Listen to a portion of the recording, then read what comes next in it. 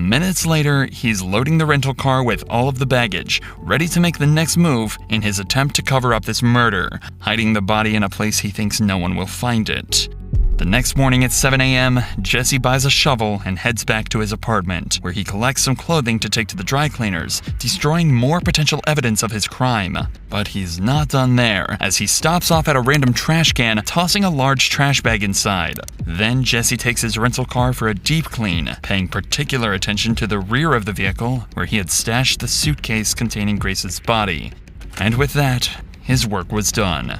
For the next 2 days, Grace's family and friends go through turmoil. Nobody has heard from her, she hasn't posted on any social media, and she isn't answering either of her 2 phones. Her family report her missing to Auckland police on December 5th. Grace's father, David, even flies to Auckland and makes a heartfelt appeal for his daughter's safe return. Grace has been missing for several days, and as a family, we've been extremely concerned for her welfare.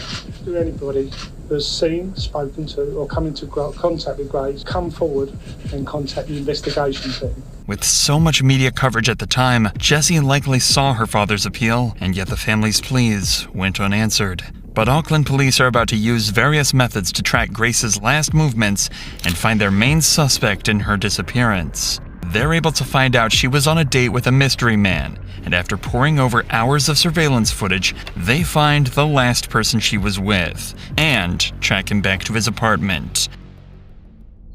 At 3 p.m. on December 5th, the cops turn up at the City Life Hotel, but they almost miss their man, as he eyes them in the lobby when he approaches the front door. Jesse thinks if he casually strolls away, he won't be noticed. But these eagle-eyed cops don't miss a trick and quickly apprehend him before he can make an escape.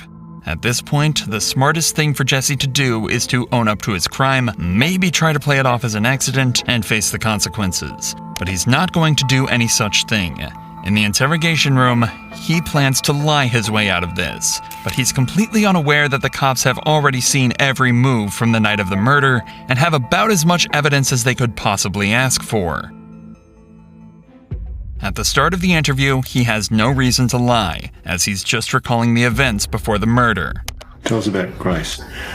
So I was talking to Grace on Tinder. Yeah.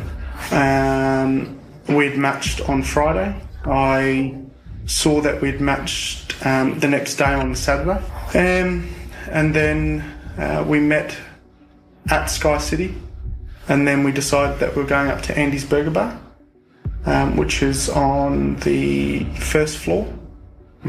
Not long into this interview, Jesse becomes entangled in his first lie.